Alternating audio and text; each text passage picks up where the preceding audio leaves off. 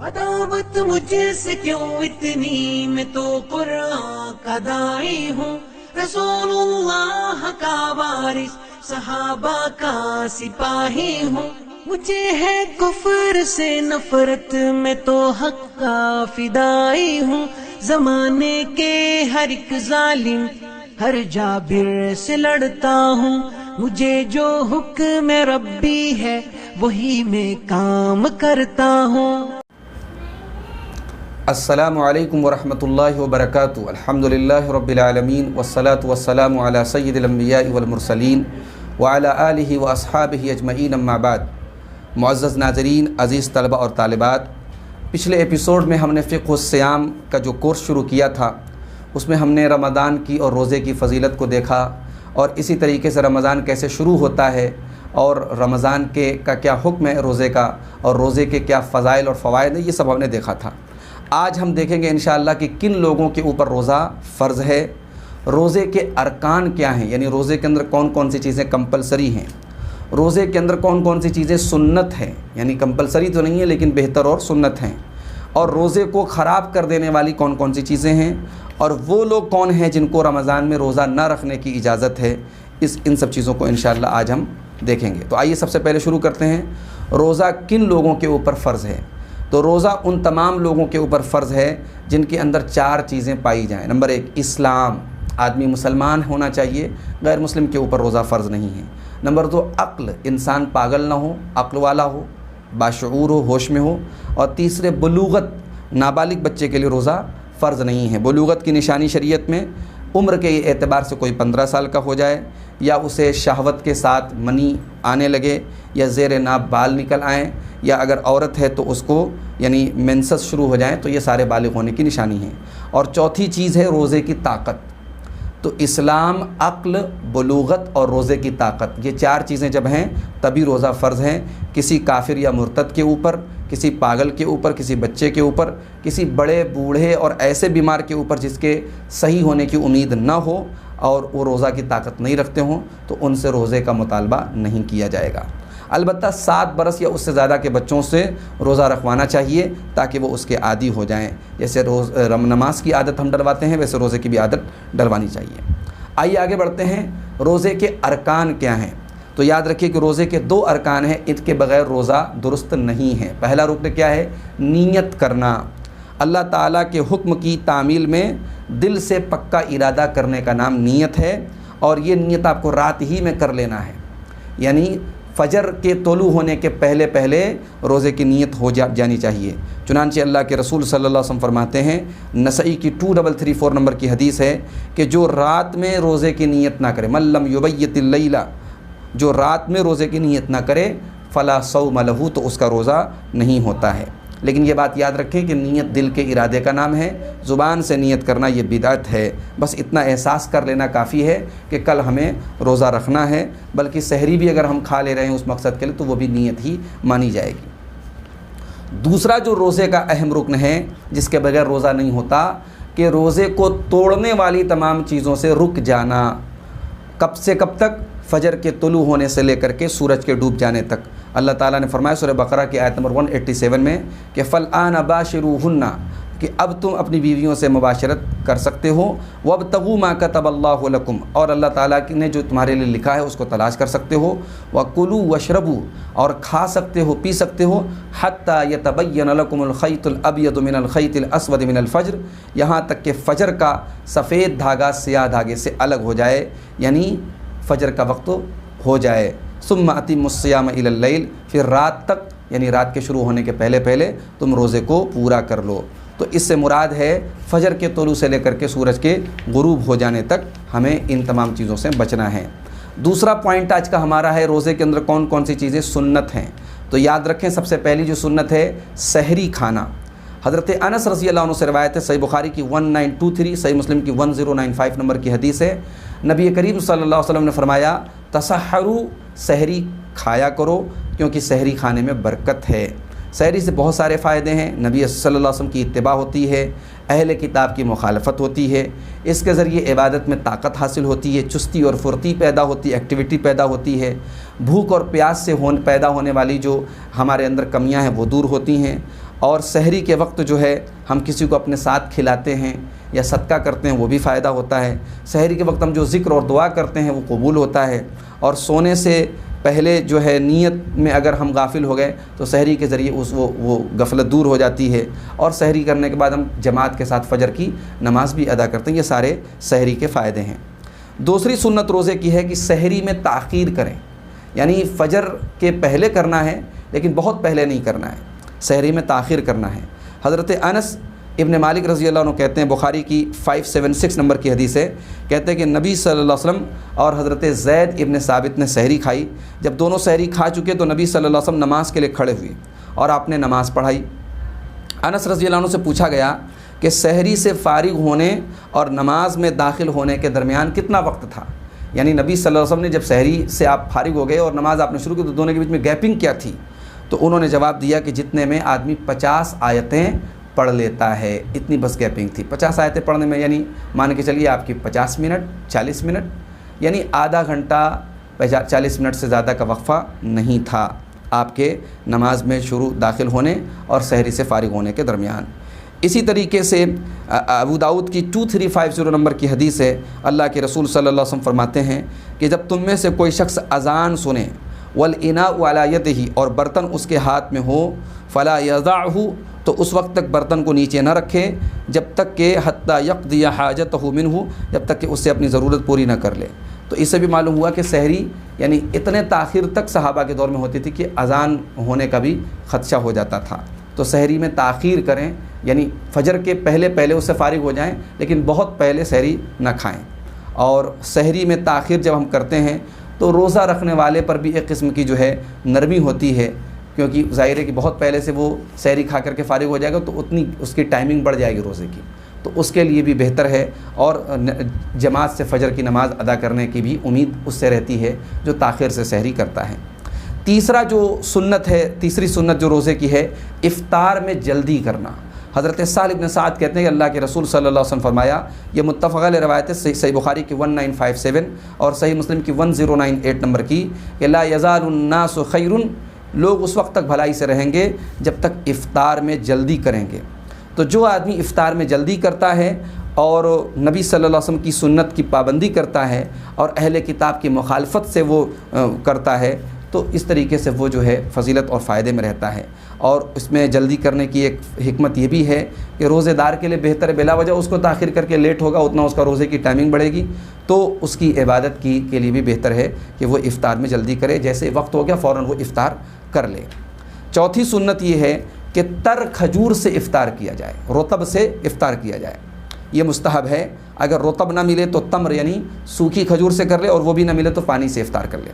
حضرت انس رضی اللہ عنہ کہتے ہیں کہ نبی صلی اللہ علیہ وسلم نماز ادا کرنے سے پہلے کچھ رطب کھجوروں سے افطار کرتے تھے، اور اگر یہ نہ ہوتی تو سوکھی کھجوروں سے، اور وہ بھی نہ ہوتی تو پانی کے چند گھونٹ آپ لے لیتے۔ یہ ترمذی کی 696 اور ابو داؤد کی 2356 نمبر کی صحیح روایت ہے۔ پانچویں سنت جو ہے روزے کی کیا ہے کہ روزے کی حالت میں ہم کثرت سے دعا کریں، کیونکہ اس حالت میں ہماری دعا قبول ہوتی ہے۔ پیارے نبی صلی اللہ علیہ وسلم فرماتے ہیں، سنن ترمذی کی 2526 نمبر کی حدیث ہے کہ 3 لوگوں کی دعا رد نہیں ہوتی۔ ایک تو وہ ہے جو روزے دار ہو یہاں تک کہ وہ افطار کر لیں، اور دوسرے انصاف کرنے والا حاکم، اور تیسرے جو آدمی مظلوم ہو۔ ان 3 لوگوں کی دعا اللہ تعالیٰ رد نہیں کرتا ہے۔ چھٹی سنت یہ ہے کہ ہم افطاری کے وقت یہ دعا پڑھ لیں، ذهب الظمأ وابتلت العروق وثبت الاجر انشاءاللہ۔ یہ ابو داؤد کی 2357 نمبر کی صحیح روایت سے یہ دعا ثابت ہے۔ اب آئیے اگلے پوائنٹ کی طرف بڑھتے ہیں کہ وہ کون سی چیزیں ہیں جو روزے کے منافی امور ہیں اور جن سے ہمیں بچنا چاہیے۔ ان سے روزہ تو ٹوٹتا نہیں ہے، لیکن ان سے ہمیں روزے کی حالت میں بچنا چاہیے۔ روزے کی سنتوں میں سے ایک سنت یہ بھی ہے۔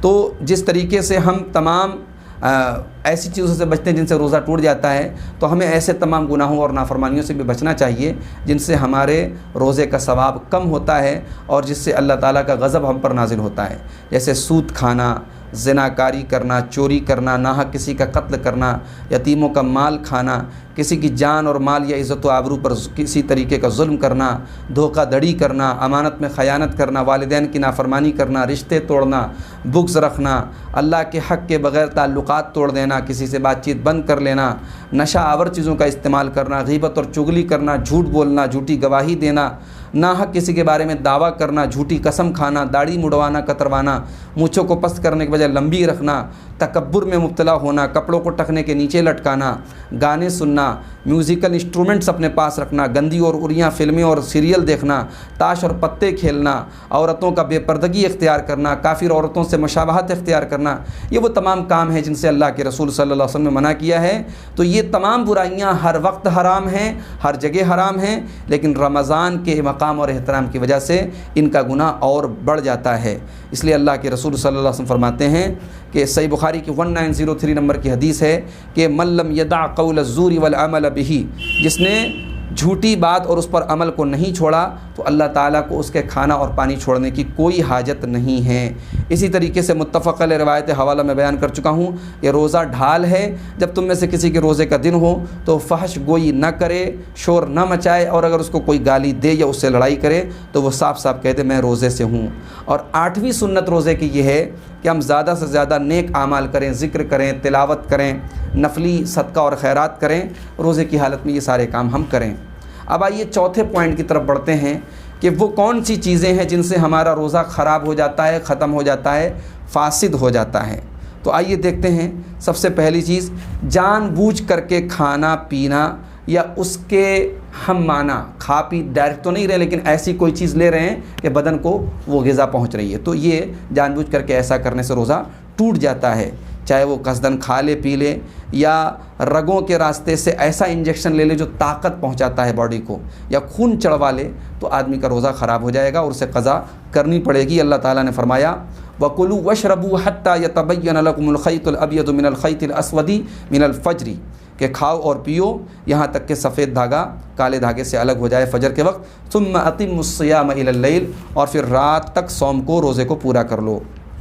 لیکن اگر کوئی آدمی بھول کر کے کچھ کھا پی لے تو کوئی حرج کی بات نہیں ہے۔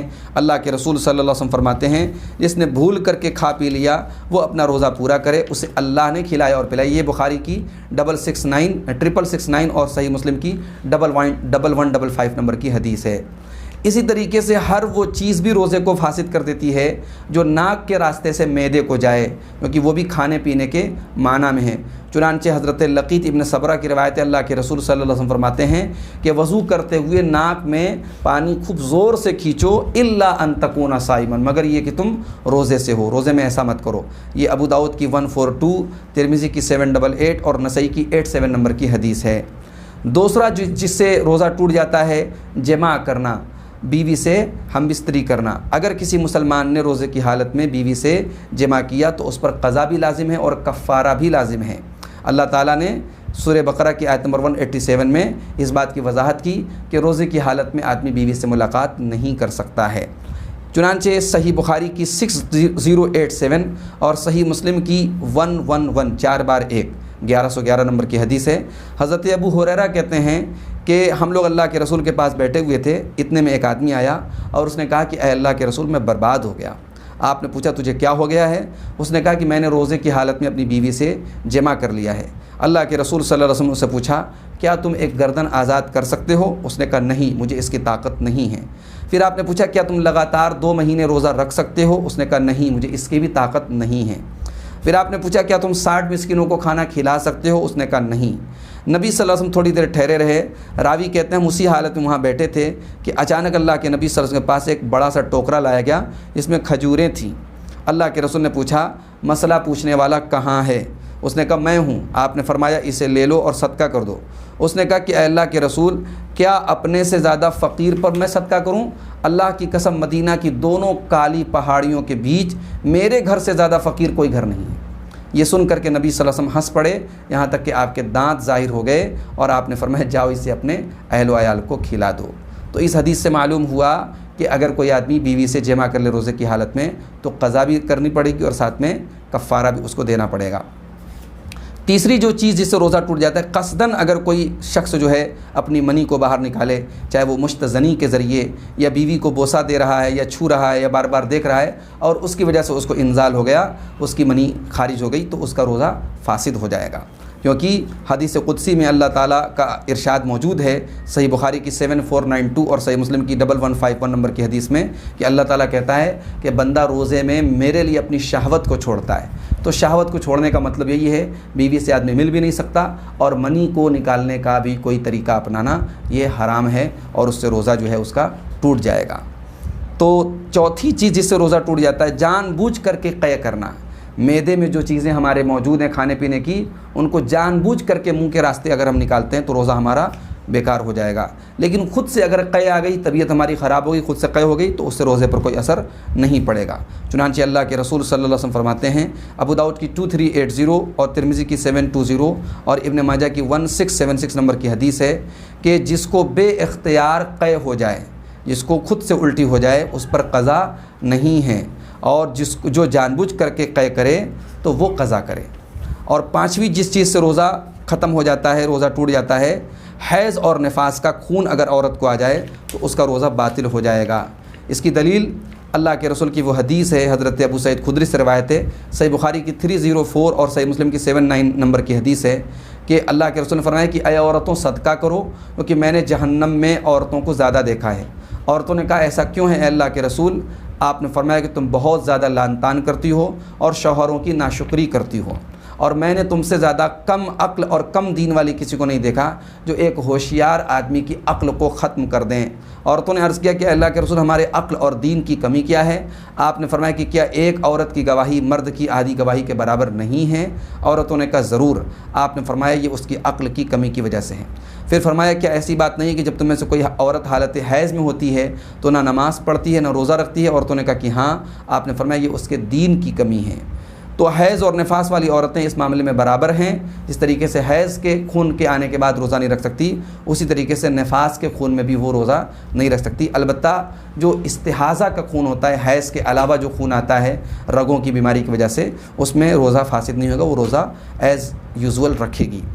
چھٹی جو چیز ہے، پچنا لگوانے سے، سینگی کے ذریعے خون نکلوانے سے بھی روزہ ٹوٹ جاتا ہے۔ اللہ کے رسول فرماتے ہیں، ترمذی کی 774 اور ابو داؤد کی 2367 نمبر کی حدیث ہے کہ پچنا لگوانے والے اور لگانے والے، سینگی لگانے والے اور لگوانے والے دونوں نے افطار کر لیا۔ تو وہ علاج جو ہے بدن کا فاسد علاج جو ہے، اس طریقے سے بدن کا خون نکالا جاتا تھا۔ اسی طریقے سے اگر کوئی اپنا خون کسی کو ڈونیٹ کرنے کے لیے بھی نکلواتا ہے تو اس سے بھی روزہ ٹوٹ جائے گا، اسی حدیث کے پیش نظر۔ اب آئیے آگے بڑھتے ہیں۔ اگلا پوائنٹ ہمارا جو آج کا آخری پوائنٹ ہے کہ کن لوگوں کے لیے رمضان کے مہینے میں روزہ نہ رکھنا جائز ہے۔ نمبر 1، مریض آدمی ہے، بیمار ہے اور مسافر آدمی ہے، ان دونوں کے لیے جائز ہے کہ وہ رمضان میں روزہ نہ رکھیں اور بعد میں اپنے روزے کی قضا کریں۔ اللہ تعالیٰ نے فرمایا فَمَنْ كَانَ مِنْكُمْ مَرِيضًا أَوْ عَلَى سَفَرٍ فَعِدَّةٌ مِنْ أَيَّامٍ أُخَرَ۔ سورہ بقرہ کی آیت نمبر 184 ہے کہ جو تم میں سے بیمار ہو یا سفر کی حالت میں ہو وہ بعد میں اپنے روزوں کی گنتی کو پورا کر لے۔ مسافر پہ اگر روزہ رکھنے میں مشقت ہے تو افضل یہی ہے کہ وہ روزہ نہ رکھے، اور اگر روزہ رکھنا اور نہ رکھنا اس کے لیے برابر ہے تب بھی افضل یہی ہے تو افضل یہ ہے کہ وہ روزہ رکھ لے۔ ابو سعید خدری رضی اللہ عنہ کہتے ہیں، صحیح مسلم کی 1116 نمبر کی حدیث ہے، کہتے ہیں کہ ہم لوگ اللہ کے رسول صلی اللہ علیہ وسلم کے ساتھ غزوہ کرتے تھے تو روزہ رکھنے والے کو افطار کرنے والے پر کوئی اعتراض نہ ہوتا اور افطار کرنے والے کو روزہ رکھنے والے پر کوئی اعتراض نہ ہوتا۔ صحابہ کا یہ خیال تھا کہ جو آدمی اپنے اندر طاقت پائے وہ روزہ رکھ لے تو یہ اچھا ہے، اور جو اپنے اندر کمزوری پائے اور افطار کر لے تو یہ بھی اچھا ہے۔ لیکن اگر روزہ رکھنے میں سخت مشقت ہے سفر کی حالت میں تو ایسے آدمی کا روزہ رکھنا حرام ہے۔ چنانچہ حضرت جابر کہتے ہیں کہ اللہ کے رسول ایک مرتبہ سفر میں تھے، آپ نے ایک بھیڑ دیکھی اور دیکھا کہ ایک آدمی کو سایہ کیا جا رہا ہے۔ آپ نے پوچھا یہ کون ہے؟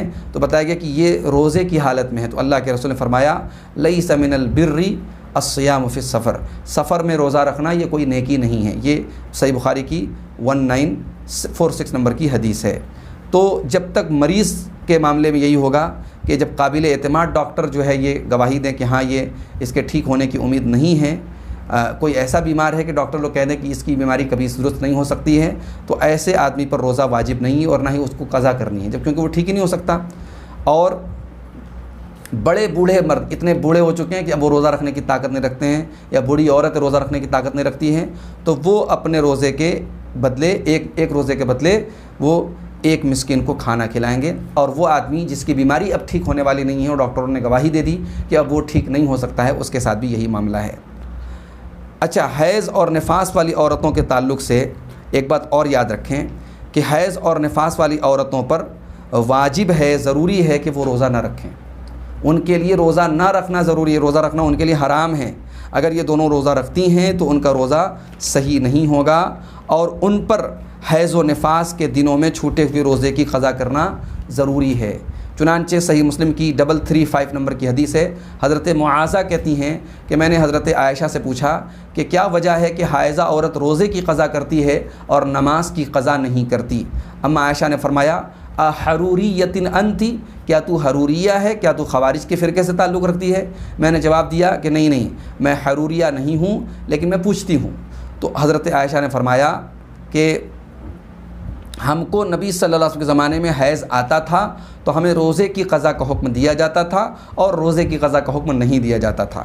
تو حیض اور نفاس والی عورتیں برابر ہیں، ان دونوں کو روزہ نہیں رکھنا ہے۔ اور تیسرا جو مسئلہ ہے جن کے لیے روزہ نہ رکھنے کی اجازت ہے، حاملہ پریگننٹ عورت ہے اور دودھ پلانے والی عورت ہے۔ اگر اس کو روزہ رکھنے میں مشقت ہے تو وہ روزہ نہیں رکھے گی اور بعد میں اپنے روزے کی قضا کرے گی۔ اس کی دلیل اللہ کے رسول کی وہ حدیث ہے جو ابو داؤد کی 2408 اور ترمذی کی 715 اور نسائی کی 2274 نمبر کے تحت موجود ہیں۔ اللہ کے رسول صلی اللہ علیہ وسلم فرمایا کہ اللہ تعالیٰ نے مسافر کی آدھی نماز اور مسافر اور حاملہ اور دودھ پلانے والی عورت کے روزے کو معاف کر دیا ہے۔ مسافر کی آدھی نماز معاف ہے، اور اسی طریقے سے مسافر اور پریگننٹ عورت اور دودھ پلانے والی عورت کے روزے کو معاف کر دیا ہے۔ تو یہ حدیث اس بات کی دلیل ہے کہ روزے کے معاملے میں حمل والی عورت کا اور دودھ پلانے والی عورت کا معاملہ وہی ہے جو مسافر کا ہے۔ دونوں کے لیے افطار جائز ہے، روزہ رکھنا جائز ہے، روزہ نہ رکھنا جائز ہے، بعد میں ان کو روزے کی قضا کرنی پڑے گی۔ چوتھا جس کو روزہ نہ رکھنے کی اجازت ہے، بہت بوڑھا مرد یا بوڑھی عورت جس کو روزہ رکھنے میں مشقت ہے، اس کے لیے روزہ نہ رکھنا جائز ہے، البتہ اسے ہر روزہ کے بدلے ایک مسکین کو کھانا کھلانا ہوگا۔ عبداللہ ابن عباس اور دیگر اہل علم کا یہی فتویٰ ہے، اور صحیح بخاری میں حضرت عطا کی روایت موجود ہے کہ انہوں نے عبداللہ ابن عباس رضی اللہ عنہ سے سنا، وہ کہتے ہیں کہ اللہ تعالیٰ نے سورہ بقرہ کی آیت نمبر 184 میں جو یہ فرمایا وَعَلَى الَّذِينَ يُطِيقُونَهُ فِدْيَةٌ طَعَامُ مِسْكِينٍ، کہ جو لوگ روزے کی طاقت رکھتے ہوں وہ ایک مسکین کو کھانا کھلائیں۔ عبداللہ ابن عباس کہتے ہیں یہ آیت منسوخ نہیں ہے، یہ آیت ان بوڑھے مردوں اور عورتوں کے حق میں ہیں جن میں روزہ رکھنے کی طاقت نہیں ہے، انہیں ہر روزہ کے بدلے ایک مسکین کو کھانا کھلانا پڑے گا۔ تو یہ روزے کے تعلق سے آج چند باتیں تھیں۔ آخر میں کچھ ایکسٹرا چیزیں آپ کو ہم بتا دیں، فوائد کی چیزیں۔ پہلی چیز، رمضان کے روزے کی قضا میں آپ تاخیر اگر ہو گئی تو اگلے رمضان کے آنے کے پہلے آپ اس کو پورا کر سکتے ہیں۔ حضرت عائشہ کی حدیث ہے، وہ کہتی ہیں کہ مجھ پر رمضان کا روزہ باقی رہتا تھا اور میں اس کی قضا نہیں کر پاتی تھی مگر شعبان میں۔ دوسرا مسئلہ یہ یاد رکھیں کہ اگر کسی نے کسی شرعی عذر کی وجہ سے، مثلا بیماری کی وجہ سے، ایک رمضان کی قضا کو اگلے رمضان تک کے لیے مؤخر کر دیا تو اس پر کوئی حرج نہیں، لیکن اگر اس نے بلا عذر قضا کو اگلے رمضان تک مؤخر کر دیا تو اس نے اپنے رب کی نافرمانی کی۔ قضا کے ساتھ ساتھ اسے توبہ بھی کرنی چاہیے اور ہر دن کے بدلے ایک مسکین کو کھانا بھی کھلانا چاہیے، جیسا کہ صحابہ کی ایک جماعت کا یہی فتویٰ ہے۔ تیسرا پوائنٹ یہ ہے کہ اگر کوئی آدمی اپنی قضا کرنے سے پہلے مر جائے تو اس کی طرف سے جو اس کا ولی ہوگا وہ اس کے روزے کی قضا کرے گا، اس لیے کہ اللہ کے رسول نے فرمایا کہ جو اس حال میں مرا کہ اس پر روزہ ہے تو اس کی طرف سے اس کا ولی روزہ رکھے گا۔ ولی سے مراد اس کا قریبی رشتہ دار ہیں۔ اور چوتھا پوائنٹ آپ یہ یاد رکھیں کہ لگاتار قضا کرنا بھی، لگاتار قضا اگر کر لیں جو روزے چھوٹے ہیں بہتر ہے، اور الگ الگ گیپنگ دے کر کے بھی آپ روزے کی قضا کر سکتے ہیں جو آپ کے روزے چھوٹے ہوئے ہیں۔ تو محترم ناظرین اور عزیز طلبہ اور طالبات، آج کے اس ایپیسوڈ میں اتنا ہی۔ انشاءاللہ اس کے آگے جو رمضان میں فضیلت والے جو اعمال ہیں، تراویح ہے، تلاوت ہے، اور روزہ افطار کرانے کی جو فضیلت ہے، عمرہ کی جو فضیلت ہے، شب قدر اور اعتکاف کی جو فضیلت ہے، ان تمام چیزوں پر انشاءاللہ ہم اگلے سبق میں، اگلے ایپیسوڈ میں روشنی ڈالیں گے۔ اللہ تعالیٰ سے دعا ہے رب العالمین اس کورس کو ہم سب کے حق میں مفید بنا دے اور ہمیں اس کورس میں بیان کی جانے والی باتوں کو سیکھنے کی اور ان پر عمل کرنے کی توفیق عطا فرمائے، آمین۔ والسلام علیکم ورحمۃ اللہ۔